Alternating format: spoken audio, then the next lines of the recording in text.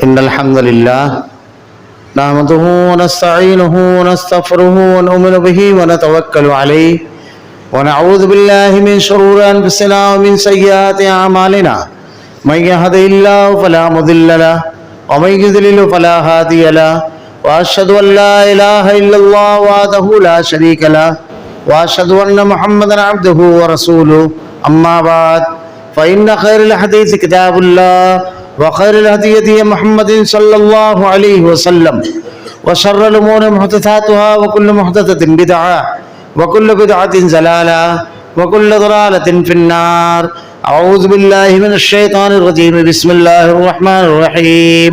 قاف والقرآن المجيد بل عجبوا أن جاءهم منذر منهم فقال الكافرون هذا شيء عجيب أإذا متنا وكنا ترابا ذلك رجل بعيد قد علمنا ما تنقص الأرض منهم وعندنا كتاب حفيظ بل كذبوا بالحق لما جاءهم فهم في أمر مريض أفلم ينظروا إلى السماء فوقهم كيف بنيناها وزيناها وما لها من فروج والأرض مددناها وألقينا فيها رواسي وأنبتنا فيها من كل زوج بهيج تبصرة وذكرى لكل عبد منيب ونزلنا من السماء ماء مباركا فأنبتنا به جنات وحب الحصيد والنخل باسقات لها ترع النزيد رزقا للعباد وأحيينا به بلدة ميتا كذلك الخروج كذبت قبلهم قوم نوح وأصحاب الرس وثمود وعاد وفرعون وإخوان لوط وأصحاب الأيكة وقوم تبع كل كذب الرسل فحق وعيد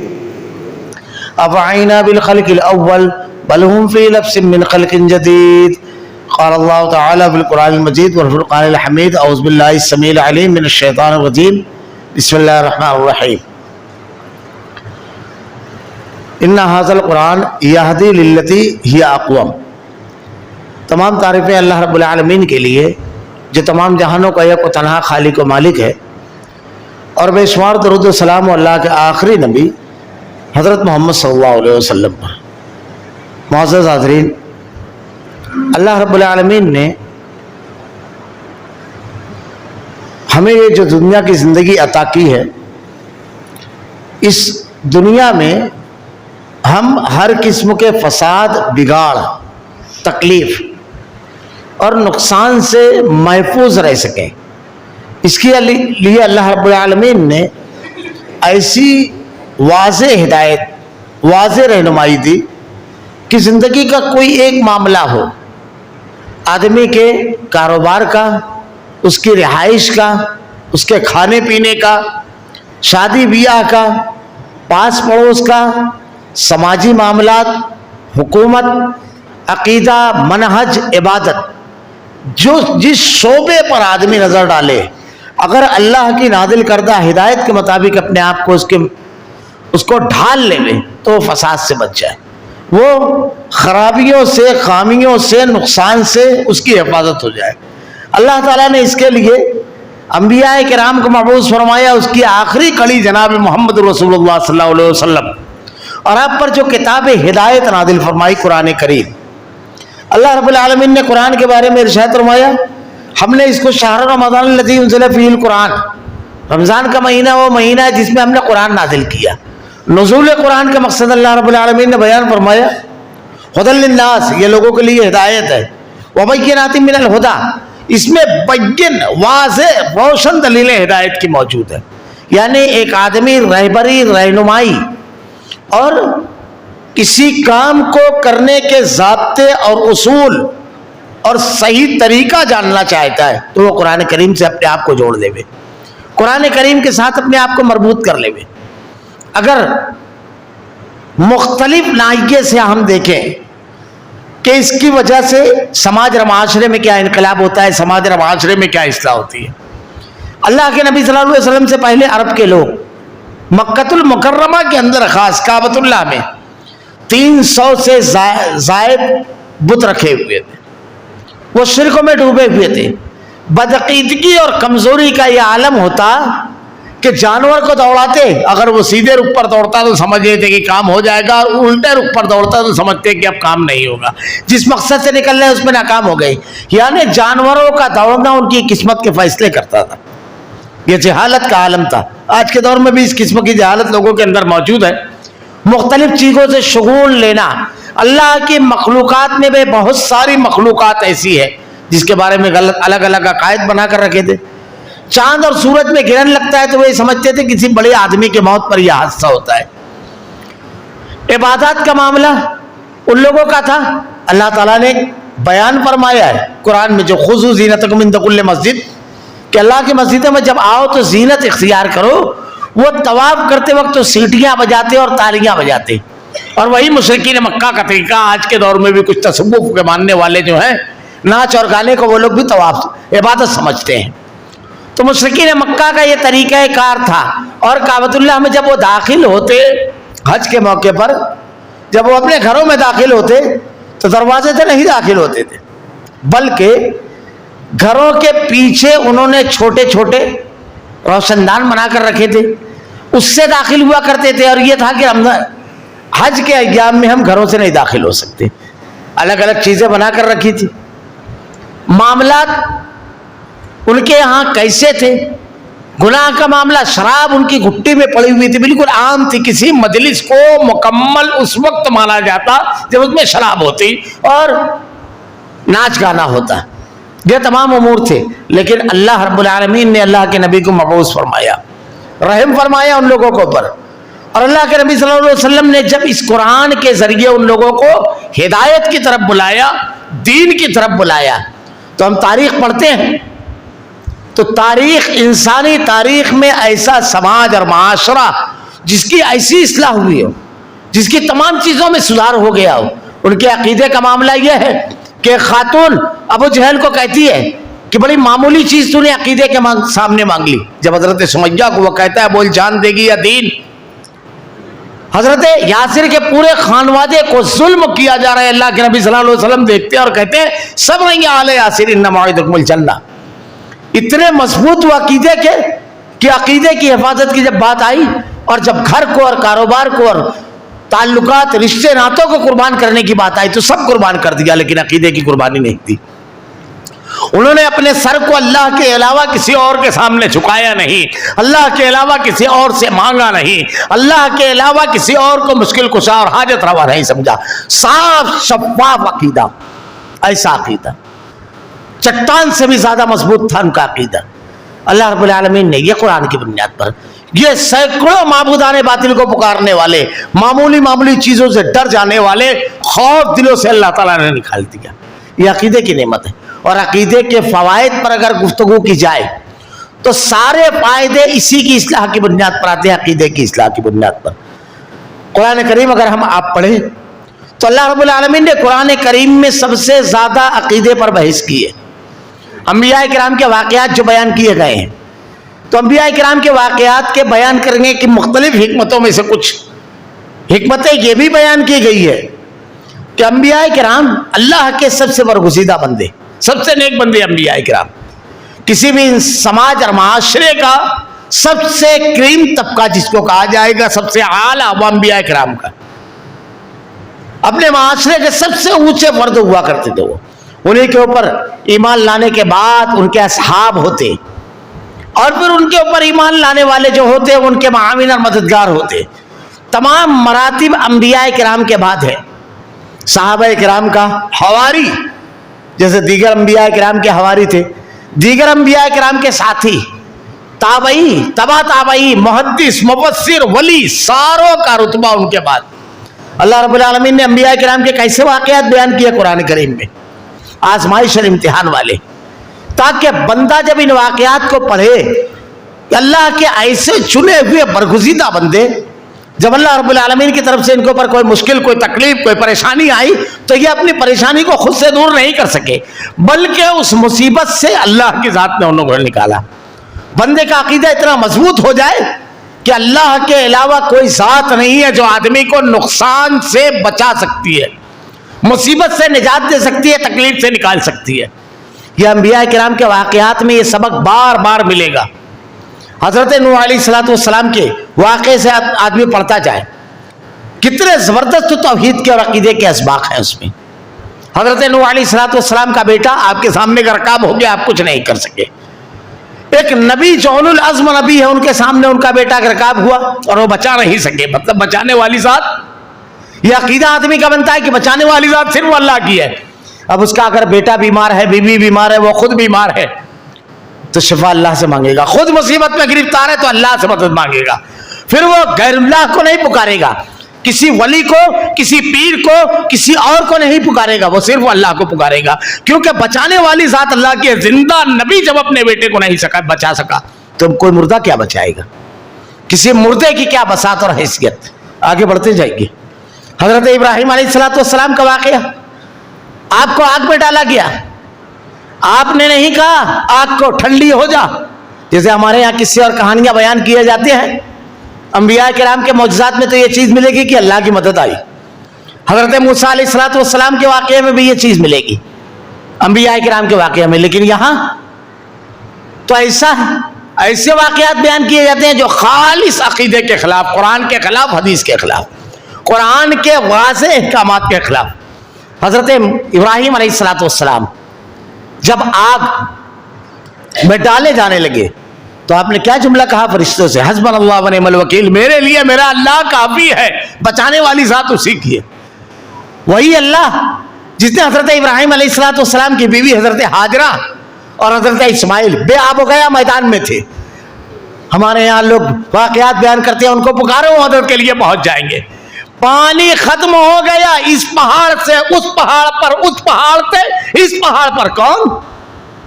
نبی کی بیوی، نبی کی ماں، نبی کی دادی. خانوادہ دیکھیے حضرت ابراہیم علیہ السلام کا. آپ کے شوہر حضرت ابراہیم نبی، آپ کے بیٹے حضرت اسماعیل نبی، آپ کے جو دوسرے بیٹے تھے حضرت سارہ سے حضرت اسحاق نبی، ان کے بیٹے حضرت یعقوب نبی، ان کے بیٹے حضرت یوسف نبی. انبیاء کا خانوادہ. لیکن پانی کے ایک قطرے کے لیے اس پہاڑ سے اس پہاڑ تک، یہ معمولی چیزیں نہیں عقیدے کی. اس سے انسانی زندگی پوری کے پوری بدل جاتی ہے.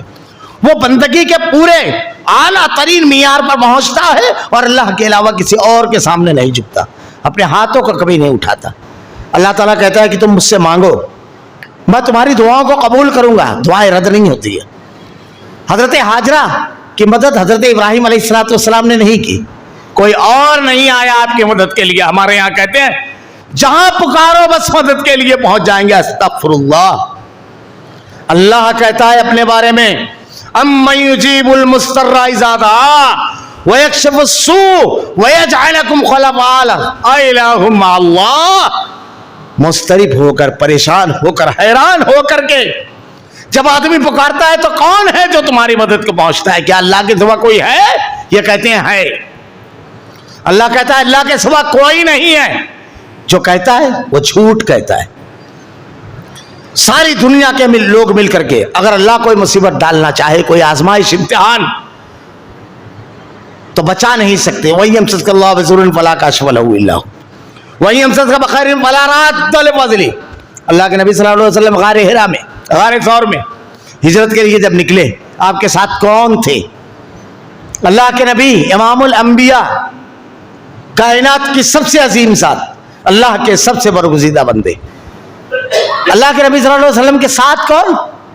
ابو بکر صدیق رضی اللہ تعالیٰ عنہ، جن کے بارے میں امت کا اتفاق ہے افضل البشر بعد الانبیاء بالتحقیق. سب سے افضل انسان ہیں انبیاء کے بعد ابو بکر صدیق رضی اللہ تعالیٰ عنہ. کتنی فضیلتیں ہیں کہ اللہ کے نبی نے کہا کہ عائشہ میں نے سب کا قرض اتار دیا لیکن تیرے بابا کا قرض نہیں اتارا. اللہ کے نبی صلی اللہ علیہ وسلم حضرت ابوبکر صدیق رضی اللہ تعالیٰ عنہ.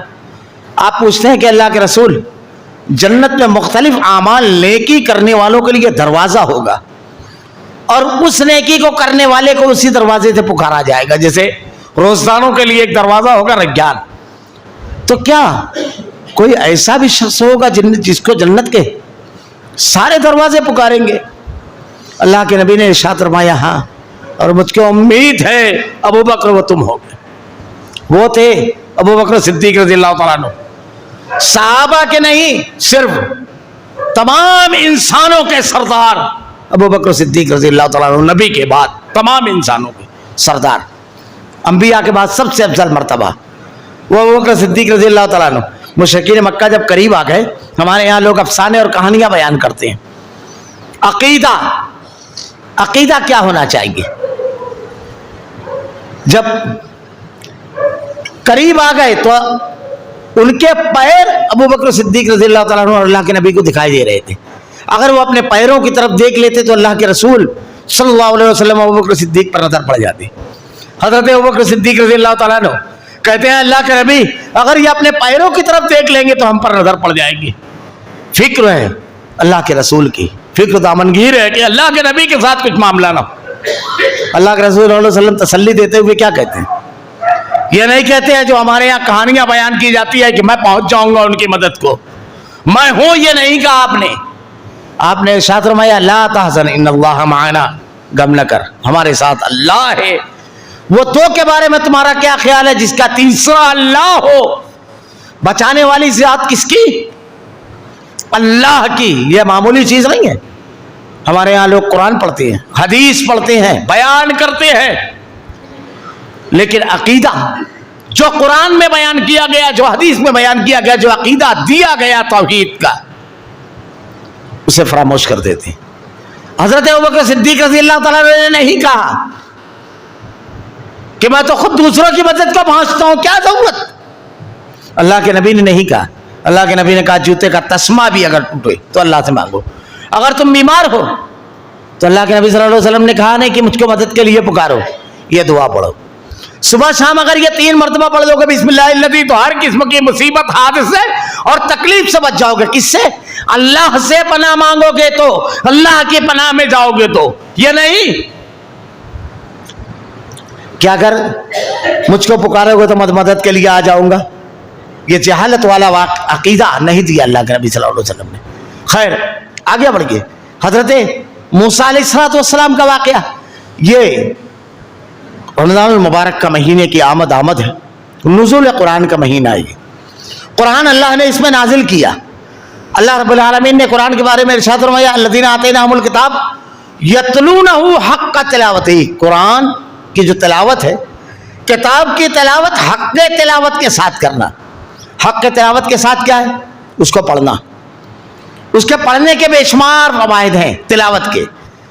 ایک حرف کے بدلے 10 نیکی. الف لام میم ایک حرف نہیں ہے، الف 1 لام میم، لام 2 میم 3، یعنی 30 نیکی الف لام میم کے بدلے. جتنا آدمی تلاوت کرے گا اتنا زیادہ اس کی نیکیاں بڑھتی جائے گی. تلاوت کلام، الا بذکر اللہ تطمئن القلوب، اللہ کا ذکر و قلب کے اطمینان کا باعث ہے. اللہ کے نبی صلی اللہ علیہ وسلم دعا مانگتے ہیں اللہ تعالیٰ سے کہ قرآن کو میرے قلب کا نور، میرے دل کا سکون بنا دے رب العالمین، میری آنکھ کا نور اور میرے دل کا سکون بنا دے. صحابہ کرام تلاوت کلام کا معمول کیا تھا؟ حضرت عبداللہ ابن عمر رضی اللہ تعالیٰ عنہ اللہ کے نبی صلی اللہ علیہ وسلم سے آ کر کے کہتے ہیں اللہ کے نبی کم سے کم کتنی مدت میں قرآن ختم کرنا چاہیے؟ میں ایک روز میں پورا قرآن پڑھ دوں؟ آپ نے کہا نہیں. اللہ کے نبی صلی اللہ علیہ وسلم کہتے ہیں مہینہ بھر. آپ نے اس سے کم بار بار آپ سوال کرتے رہے. آخر میں اللہ کے نبی صلی اللہ علیہ وسلم نے 3 روز کہا کہ 3 روز کم سے کم مدت ہونا چاہیے کہ 3 روز میں آدمی قرآن پڑھے. حضرت عبداللہ ابن عمر رضی اللہ تعالیٰ عنہ کی عمر کی بڑی لمبی تھی. آپ نے یہ معمول بنا لیا کہ روزانہ آپ 10 پارے کی تلاوت کرتے تھے، روزانہ معمول تھا آپ کا. اور جب عمر کے آخری ایام ہوئے تو بیماری، کمزوری، نقاہت، مختلف مسائل ہوتے ہیں انسان کے، اس میں آپ کو یہ چیز کبھی کبھی مشکل پڑتی. آپ نے ارشاد فرمایا کہ اللہ کے نبی نے جو چھوڑ دی کہ ان سے بھی زیادہ مدت لو قرآن پڑھنے میں، لیکن اس کو معمول رکھو. کوئی عمل چاہے آدمی تھوڑا کرے لیکن مستقل کرے. ایسا نہیں کہ ایک آدمی روزانہ کچھ اذکار کا معمول بنا دے، بہت زیادہ بنا لے، لیکن چند روز کے بعد وہ اذکار اس کو مشغولیت، اس کی مصروفیت، اس کی طبیعت کی وجہ سے اس کو بار محسوس ہونے لگے. اس لیے اللہ کے نبی نے ارشاد فرمایا جو عبادت آدمی کرے تو اتنی کہ روزانہ کرے، مستقل کرے، اور اس کے لیے پریشانی کی بات اور تکلیف کا معاملہ نہ ہو. یعنی اس کو کرنے میں اس کے لیے یہ نہ ہو کہ اب اس کو کس طرح کروں یا چھوڑ نہ دے اس کو. تو صحابہ اکرام کے تلاوت کا معاملہ ایسا تھا. پھر وہ واقعات بھی بڑے مشہور ہیں کہ اللہ کے نبی صلی اللہ علیہ وسلم نے ارشاد فرمایا جس کو چاہیے کہ قرآن اس لب و لہجے میں سنے. حضرت عبداللہ بن مسعود رضی اللہ تعالیٰ عنہ سے سنے جو جبرائیل لے کر آئے. حضرت کعب رضی اللہ تعالیٰ عنہ کا واقعہ بڑا مشہور ہے کہ اللہ کے نبی صلی اللہ علیہ وسلم نے کہا کعب قرآن سناؤ, تلاوت کلام کیا ہے. اللہ کے نبی صلی اللہ علیہ وسلم نے جب کہا حضرت کعب سے تو حضرت کعب رضی اللہ تعالیٰ عنہ کہتے ہیں کہ اللہ کے نبی میں آپ کو کہا مجھ کو اللہ نے حکم دیا ہے. تلاوت کلام کی فضیلت کیا ہے, کیا ہے اس کی اہمیت. اللہ کے نبی صلی اللہ علیہ وسلم نے جب یہ کہا تو حضرت کعب بن مالک رضی اللہ تعالیٰ عنہ کہتے ہیں کہ اللہ کے رسول کیا اللہ نے میرا نام لیا ہے. آپ نے ارشاد فرمایا ہاں کعب اللہ نے تیرا نام لیا ہے. اللہ اپنے بندے کا نام لے وے اس سے بڑا اعزاز کچھ نہیں ہو سکتا. اللہ تعالیٰ نے حضرت کعب بن مالک رضی اللہ تعالیٰ عنہ کا نام تلاوت کلام کی وجہ سے لیا. کلام کی تلاوت, قرآن کی تلاوت. حضرت اسید بن حضیر رضی اللہ تعالیٰ عنہ کا واقعہ کہ قرآن پڑھ رہے ہیں, ان کا بیٹا سویا ہوا ہے, اچانک آسمان سے روشن قندیلیں اتری. حضرت اسید قرآن کی تلاوت روک دیتے ہیں. اللہ کے نبی صلی اللہ علیہ وسلم سے آ کر کے کہتے ہیں اللہ کے نبی رات میں عجیب واقعہ ہوا, میں قرآن پڑھ رہا تھا, میرا بیٹا یحییٰ بازو میں سویا ہوا تھا اور وہیں میرا گھوڑا بندھا ہوا تھا, آسمان سے روشن قندیلیں اتری, ایسا مجھ کو محسوس ہوا, میرا گھوڑا بچکنے لگا, میں نے قرآن کی تلاوت روک دی. اللہ کے نبی نے ارشاد فرمایا اسید وہ فرشتوں کی ایک جماعت تھی جو تمہاری تلاوت سننے کے لیے نیچے آ گئی تھی, جو تمہاری تلاوت سننے کے لیے آئی تھی. یہ قرآن کی تلاوت بے شمار اس کے فضائل ہیں.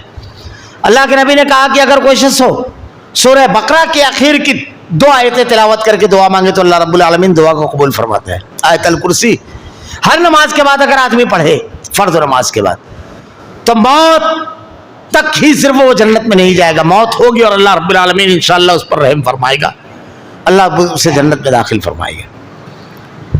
معوذتین کے بارے میں اللہ کے نبی نے ارشاد فرمایا کہ بہت ساری چیزیں پڑھتا تھا لیکن معوذتین کے نزول کے بعد مجھ کو سب چیزوں سے کافی, ہر چیز کے لیے آدمی اس سے دم کرے.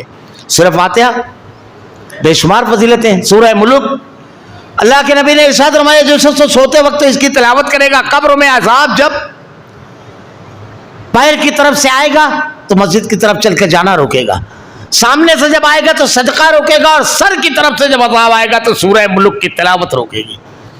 سورہ بقرہ اور آل عمران پڑھنے والوں کے بارے میں اللہ کے نبی نے ارشاد فرمایا کہ روز محشر اپنے پڑھنے والوں کے بارے میں اللہ سے یہ قرآن کی یہ صورتیں درخواست کرے گی کہ رب العالمین یہ میری تلاوت تیرے کلام کی تلاوت کرتے ہیں, رب العالمین ان کو بخش دے, رب العالمین ان پر رحم فرما. یہ تلاوت کلام.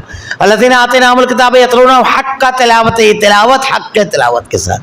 اور دوسری چیز پڑھنے کے ساتھ ساتھ اس کو سمجھنا کہ اللہ نے کیا نازل فرمایا ہے, اس میں کیا احکامات دیے ہیں, اللہ رب العالمین نے کس چیز کو کرنے کا حکم دیا ہے.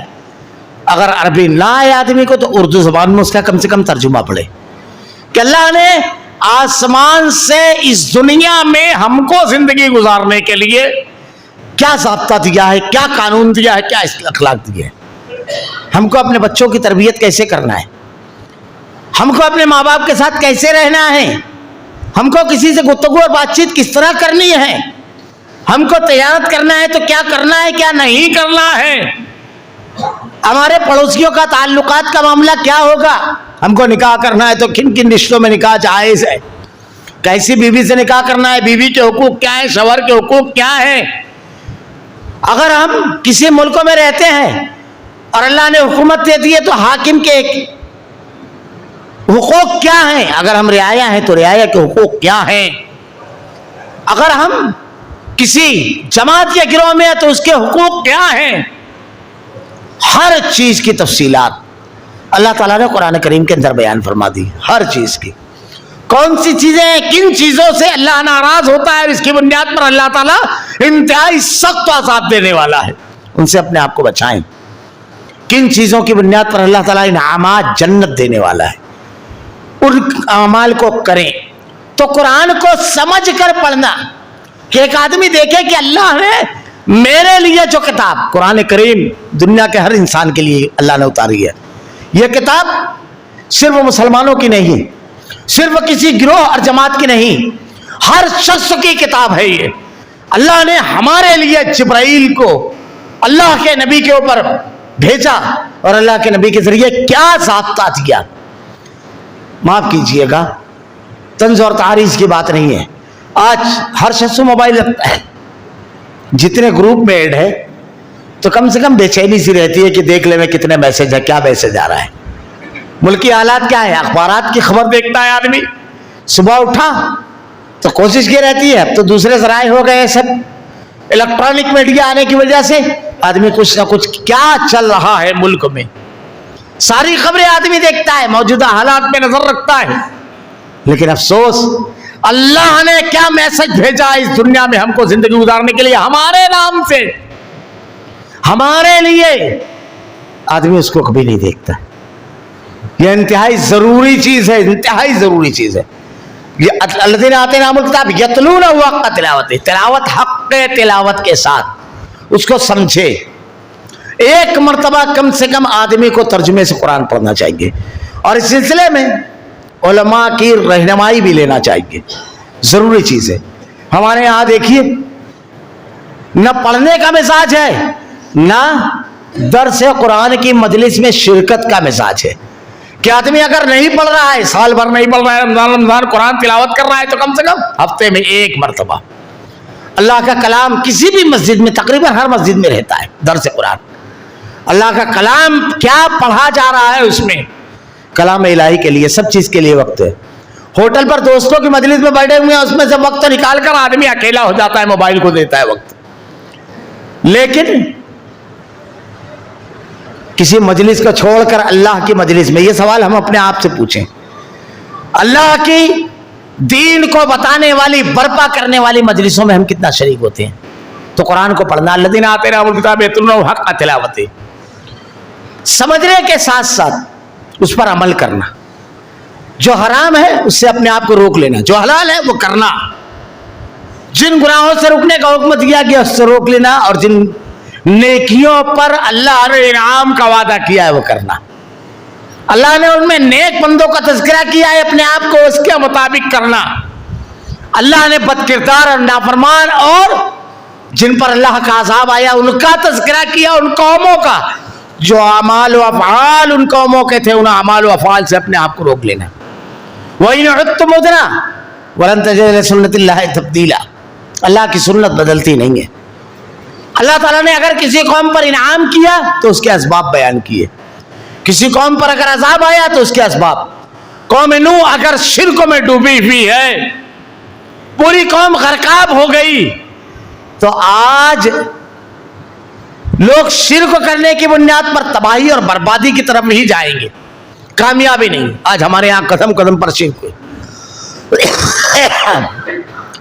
غیر اللہ کو پکارنا، اللہ کے علاوہ مختلف حاجت روا اور مشکل کشا بیان کرنا، یہ بالکل عام سی چیز ہے۔ بلکہ میں کہتا ہوں زندگی کا کوئی شعبہ ایسا نہیں ہے جہاں آپ کو شرک ہونا ملے گا، بدعقیدگی نہیں ملے گی۔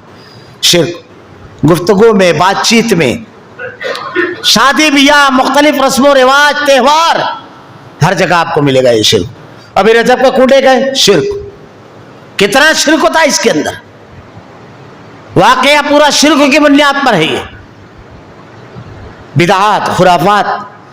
ابھی 2 روز قبل گزری وہ برات جس کی کوئی حقیقت نہیں ہے قرآن و حدیث کے اندر، بار بار بیان کیا گیا مختلف ذرائع سے، واٹس ایپ پہ، فیس بک پہ سب پہنچتا ہے، یہ بھی پہنچا، علماء نے تائید نہیں کی، لیکن جوہلا میدان میں آ گئے۔ اور کچھ علماء ایسے بھی روایت پرست جو ساری چیزیں ثابت ہونے کے باوجود، حالانکہ کبھی ان لوگوں نے اس پر طاقت نہیں لگائی کہ لیلۃ القدر کی رات میں لوگ جاگیں، لوگ عبادت کریں اس بدعت کو۔ خیر، تو قرآن کی تلاوت حق کے تلاوت کے ساتھ کرنا، یہ تمام کے تمام امور اس میں داخل ہیں۔ اللہ رب العالمین نے قرآن میں عقیدہ توحید کو بیان کیا، وضاحت کے ساتھ اس کو پڑھنا، سمجھنا اور اس پر عمل کرنا، اور اس کے مطابق اپنی زندگی ڈھال لینا۔ میں صرف اشارے کر رہا تھا انبیاء کرام کے واقعات میں، हजरत मूसा अलैहिस्सलाम का वाकया, तौहीद कैसी बयान की उसमें। हजरत मूसा अलैहिस्सलाम जब अपनी कौम को दरिया के किनारे लेकर पहुंचे तो हजरत मूसा अलैहिस्सलाम से कौम कहती है कि आप क्या करें, पीछे फिरौन का लश्कर, सामने ठाटे मारता हुआ दरिया। ये तौहीद। हमारे यहाँ वली मर चुका है, उसके बारे में अकीदा है कि वो बचाएगा। यहाँ जिंदा नबी साथ में मौजूद है और कौम सवाल कर रही है, पीछे फिरौन, आगे दरिया। यह तौहीद है। मुर्दों को नहीं, जिंदों को भी इख्तियार नहीं है, और वली नहीं, नबी को भी बचाने का इख्तियार अकेली जात अल्लाह की। हम कहते हैं ना, अल्लाह नहीं है कोई माबूद सिवाय एक अल्लाह, एक। अल्लाह के नबी पर जब तलवार सोती मुशरिक ने, तो आपने क्या जवाब दिया था? क्या जवाब दिया था आपने? बता तुझको कौन बचाएगा? आपने क्या कहा था? अल्लाह, सिर्फ अल्लाह बचाने वाला है। मैं एक बात अक्सर कहा करता हूं लोगों से, ये मामूली चीज नहीं है तौहीद। इस पेशानी को आदमी कभी दागदार ना करे। हम जब अल्लाह के जनाब में खड़े हो रोज़े महशर, तो अल्लाह से कह सके कि रब्बुल आलमीन बहुत मुजरिम हो, गुनहगार हो। अल्लाह उतनी नेकी नहीं ला सका, उतनी इबादत नहीं ला सका जितना तेरा हुक्म, तेरा इनाम, तेरा तकाजा था। लेकिन रब्बुल आलमीन जो पेशानी तेरी जनाब में लेकर आया हूं वो बेदाग है, इसको कभी किसी और के सामने नहीं झुकाया। अल्लाह बेदाग पेशानी लेकर आया हुआ है, रहीम और करीम रब, अब तेरे रहम पर नजरें हैं। बेदाग पेशानी लेकर जाना, अमल थोड़ा लेकिन बिदात वाला नहीं, खालिस अल्लाह के नबी के बताए हुए तरीके के मुताबिक सुन्नत खालिस अमल लाया हूं रब्बुल आलमीन, इसमें बिदात नहीं है। जो किया तेरे नबी के बताए हुए तरीके और ज़ाब्ते के मुताबिक किया। हम ये कह सके अल्लाह के जनाब में कि अल्लाह अब रहम की उम्मीद है मालिक, अब करम फरमा, तेरे रहम और तेरे करम की तरफ नजर वाबस्ता है। क्या कहा हज़रत मूसा अलैहिस्सलाम से कौम ने? अब यह अकीदा सीधा कीजिए। हमारे यहाँ उलमा बयान करते हैं, अहमद रजा खान ने एक अजीब व गरीब वाक़या लिखा और लोग उसको बयान भी करते हैं। वो कहते हैं जुनैद बगदादी एक मरतबा जा रहे थे, ये दीन अकीदा कुरान क्या कह रहा है, जा रहे थे, उनका मरीज साथ में था, एक दरिया के किनारे पहुंचे। अब दरिया पर सड़क की तरह चलने लगे, या अल्लाह कहना शुरू किया और सड़क की तरह चलने लगे। पीछे पीछे मुरीद भी था। उन्होंने कहा हजरत मैं, तो कहा तू या जुनैद के अस्तगफिरुल्लाह। अब वो या जुनैद कहने लगा, कुछ दूर गया, ये मेरे जुमले नहीं है, अहमद रजा खान ने लिखा है, शैतान ने उसके दिल में वसवसा डाला, अस्तगफिरुल्लाह। शैतान ने वसवसा डाला कि हजरत तो या अल्लाह कह रहे, तू या जुनैद कह रहे, तू भी या अल्लाह कह। यानी या अल्लाह कहना किसका वसवसा है? किसका? शैतान का। कौन कह रहा है? मैं नहीं, अहमद रजा खान। अल्लाह के नबी कहते हैं या अल्लाह कहना, तमाम अंबिया कहते हैं या अल्लाह मदद। कौन कह रहा है? तब कहेंगे तो कहेंगे गुस्ताख, ये सब। बस हजरत ने जब या जुनैद की बजाय या अल्लाह का डूबने लगा। अस्तगफिरुल्लाह। बचाने वाली जात किसकी थी? अल्लाह की। ये कह रहे हैं अल्लाह का कहा, नाम लिया तो डूबने लगे। अब चिल्लाया पीर साहब को कि हजरत, तो कहा जो पहले कह रहा था वही कहे। फिर कहा, फिर वैसा ही।